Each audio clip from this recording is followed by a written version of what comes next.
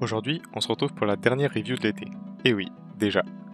Celle du chapitre 368 de Berserk, qui vous allez voir est riche en informations. Cette review sera donc un peu plus longue que les précédents. Comme toujours, pour ce genre de format, j'essaie de vous sortir la vidéo avec environ un jour de décalage par rapport à la sortie officielle du chapitre, donc j'espère que ça vous plaira. Donc sans plus attendre, installez-vous confortablement avec votre meilleure boisson fraîche et analysons ensemble ce nouveau chapitre. On se retrouve donc directement là où nous avait laissé le chapitre 367. Griffith, portant Casca évanoui, Guts désemparé et Elfheim plongé dans le chaos.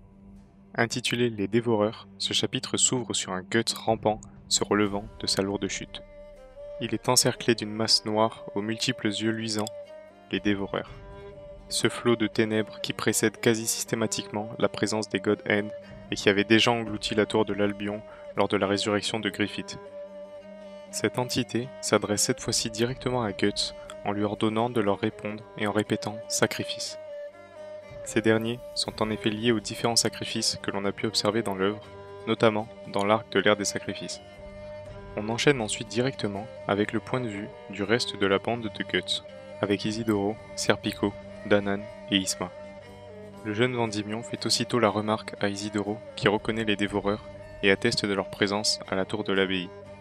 Le petit groupe, lui aussi encerclé, subit instantanément un premier assaut, contré de justesse par Isidoro, et ce détail est particulier puisqu'on pourrait supposer que c'est à Serpico de protéger le groupe, mais que le jeune homme fait déjà preuve du courage et de la témérité nécessaires pour protéger les siens. C'est en quelque sorte la conclusion de la confiance qu'ont placée ses amis, et plus particulièrement Guts, en ses capacités. Lui qui doutait toujours, et était en proie à la peur due à son jeune âge. Toutefois, les dévoreurs sont trop nombreux, et l'on comprend par la surprise d'Isidoro que son réflexe était en partie dû à la chance. C'est alors que sans attendre, le cavalier squelette fend les ténèbres et arrive au niveau du groupe.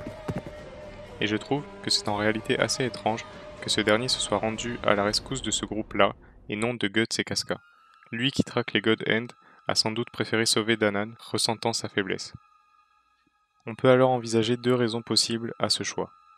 Soit le Skull Knight était plus près de leur position, bien qu'au vu de sa vitesse de déplacement, ce ne soit pas forcément un critère valable, soit ce dernier a préféré sauver Danan en raison d'un passif fort avec cette dernière par exemple. C'est sans doute d'ailleurs la femme mourante présentée dans le flashback, entrevue par Guts après le réveil de l'armure du Berserker. Isidoro reconnaît alors le cavalier squelette, mais se montre très méfiant étant donné la situation. C'est Isma qui lui dira aussitôt que la présence de ce dernier est une bonne chose pour eux. Comme à son habitude, le Skull Knight va alors expliquer au groupe la présence de ces dévoreurs, dans des termes qui pour une fois m'ont semblé assez clairs. En effet, il dit que les dévoreurs sont en quelque sorte le support de l'île et qu'ils sont apparus à travers d'anciennes fissures grâce à un rayon de lumière aveuglante qui a transpercé la terre. Ce rayon, c'est certainement Griffith qui l'a provoqué en se transformant, mais il n'est pas exclu d'avoir une nouvelle surprise qui jaillira de terre au prochain chapitre, donc je ne préfère pas trop m'avancer là-dessus. Et l'explication du Skull Knight me fait d'ailleurs me demander ce qu'il veut dire par « les vrais seigneurs de l'île ». Les dévoreurs seraient-ils endémiques à Elfheim ? Elfheim agit-il comme un sceau sur un lieu maudit ? Est-ce que cela a quelque chose à voir avec le sombre passé des sorcières ? Il existe aussi une possibilité que ces derniers viennent du vortex, et que les arbres spirituels siphonnent l'énergie de l'arbre monde. Peut-être que cette énergie est la puissance du mal. L'arbre absorbe l'énergie sombre et dégage une aura protectrice. C'est peut-être ce que veut dire le Skull Knight quand il dit que l'île est soutenue grâce à eux. Quoi qu'il en soit, le cavalier squelette repousse désormais les assauts des dévoreurs, et, conscient qu'il ne pourra pas protéger ce petit groupe bien longtemps, leur ordonne de fuir. Toutefois, Isidoro refuse, et préfère rester pour se battre aux côtés du Skull Knight. C'est une nouvelle fois très intéressant de voir toute l'attention portée par ce chapitre sur Isidoro. On voit comment toutes ces épreuves l'ont changé, et je ne peux m'empêcher de reconnaître les valeurs de force d'âme qu'avait Guts dès son plus jeune âge. Cette décision a d'ailleurs pour effet de faire s'interroger le cavalier squelette, et c'est l'une des premières fois qu'on a directement accès à ses pensées. Il se questionne donc sur le fait que, même si cet effondrement était sans doute prévu par la causalité, la volonté irrépressible de résister de l'homme semble inanticipable par le destin. Cette introspection montre les limites de la connaissance du cavalier, sur le destin en général et la causalité, qui semble de plus en plus s'éloigner d'une prophétie inévitable pour tendre vers une causalité orchestrée de toutes pièces et limitée. Après ce bref passage, on retrouve Roderick resté sur les côtes avec le reste de son équipage. Les sirènes l'ayant averti, il décide donc de lever l'ancre et de quitter l'île, ce qui surprend ses hommes. Roderick est un personnage loyal et intelligent, et a donc écouté directement l'avertissement qui lui a été donné, en s'inquiétant tout de même pour le reste du groupe resté au village des elfes. Malgré tout, il est sans doute déjà trop tard, et une secousse retentit, faisant trembler la terre et la mer. Les poissons jaillissent de l'eau, et les hommes sont déséquilibrés. Ce sont les dévoreurs qui déferlent désormais vers les côtes. Toutefois, les marins ne voient pas le danger arriver et les confondent avec les nombreuses créatures amicales de l'île. Roderick reconnaît directement la catastrophe dont parlaient les sirènes et a tout juste le temps de leur interdire d'y toucher. Mais il est déjà trop tard et le premier marin se voit rongé en un instant. L'horreur corporelle de la scène est terrifiante de détails et nous replonge aussitôt dans l'angoisse et l'ambiance pesante de Berserk. À la vue de ce cadavre dévoré, on comprend tout de suite avec effroi ce qui serait advenu d'Isidoro si ce dernier n'avait pas réagi. Il semble être trop tard pour Roderick et ses hommes, et la dernière pensée de ce dernier va à Farnèse, pour laquelle il semble s'inquiéter terriblement. De retour sur Guts, on voit le guerrier noir tremblant, les yeux dans le vide. Il est lui aussi encerclé par les dévoreurs, et même plus que ça, sa cape commence à être engloutie. Toutefois, le chevalier ne le remarque pas. Il vient de perdre une nouvelle fois celle pour qui il a déplacé des montagnes, et le désespoir l'envahit. Il faut savoir que le désespoir est une notion profondément ancrée dans Berserk, et que Guts, bien que toujours pessimiste et froid, ne s'est jamais résolu et n'a toujours eu pour seule réaction face à ses malheurs que de la colère et de la rage. C'est en ce sens l'un des seuls personnages de Berserk qui n'a jamais cédé au mal, et le voir ainsi désemparé par cette nouvelle perte semble montrer que peu importe ses efforts, il n'a jamais pu et ne pourra jamais trouver la paix et le bonheur qu'il mérite. Ce sentiment d'impuissance est renforcé par la page suivante où l'on voit le guerrier noir, de beaucoup plus loin cette fois-ci, sur un sol recouvert de dévoreurs. C'est en quelque sorte le point de vue de Zod qui vient de s'envoler, achevant avec ça les derniers espoirs de Guts que sa nature d'humain a toujours cloué au sol. Sur son bras gauche, l'apôtre immortel porte Griffith et Casca. S'ensuit alors la planche qui finira d'achever le lecteur.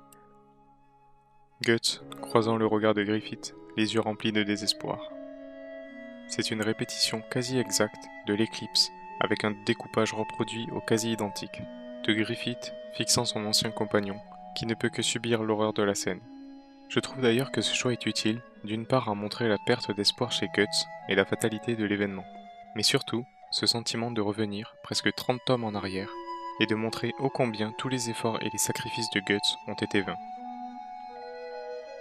Je ne peux m'empêcher d'imaginer l'effroi et la culpabilité de Guts, qui après avoir retourné la terre entière pour retrouver la mémoire de sa bien-aimée, la voit une nouvelle fois se faire enlever impuissant, avec une mémoire fonctionnelle qui lui permettra malheureusement de garder le moindre souvenir de sa captivité. Alors, avec tout ça, on pourrait excuser à Guts un retour à la folie, mais personnellement, je ne pense pas qu'on reverra le guerrier noir faire preuve d'autant d'inhumanité que dans les premiers tomes. Car cette fois-ci, il n'est plus question de faire déferler sur les armées du mal une vengeance aveugle et éperdue.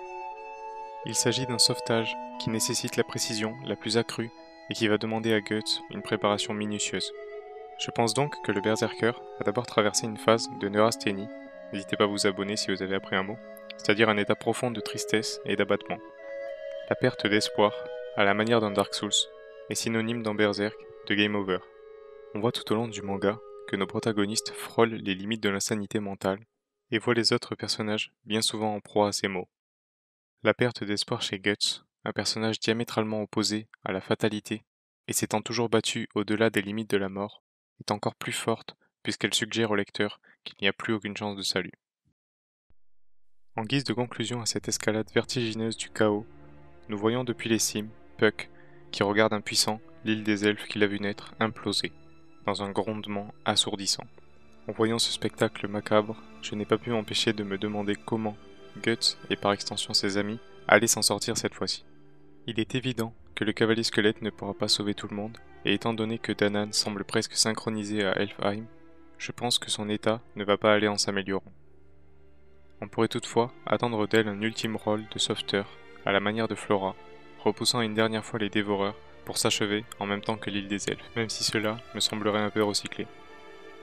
C'est d'autant plus intéressant de conclure un chapitre sur un début de la fin entre guillemets, puisque lié au désespoir de Guts, on voit un réel danger et le guerrier noir va vite devoir prendre une autre décision. Se laisser mourir ici, ou s'accrocher, rampant et agonisant, à une vie de trac et de souffrance. Au début du chapitre, les dévoreurs demandaient à Guts un sacrifice, et ce dernier possède sa béhérite grise, Betty. Toutefois, il n'est pas blessé, et il n'est pas du genre à jouer selon les règles des démons.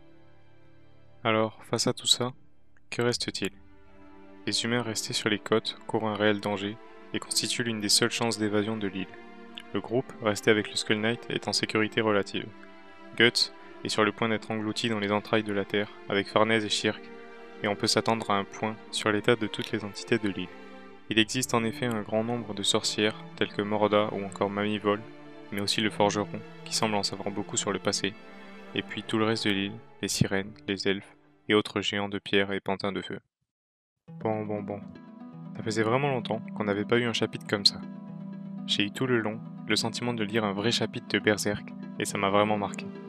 C'est le chapitre avec le plus de dialogue depuis que Koji Mori a repris la direction de l'œuvre, et le contenu était vraiment excellent. Voilà, c'est tout pour cette review du chapitre 368 de Berserk. J'espère que le format des reviews vous plaise toujours. Le mieux, ce serait que vous me donniez votre avis en commentaire, comme d'habitude. Du coup, n'hésitez pas à me faire vos retours sur ce chapitre et à partager la vidéo si vous l'avez aimé. J'essaierai d'en faire d'autres si ça vous plaît. En attendant, je vous fais des bisous.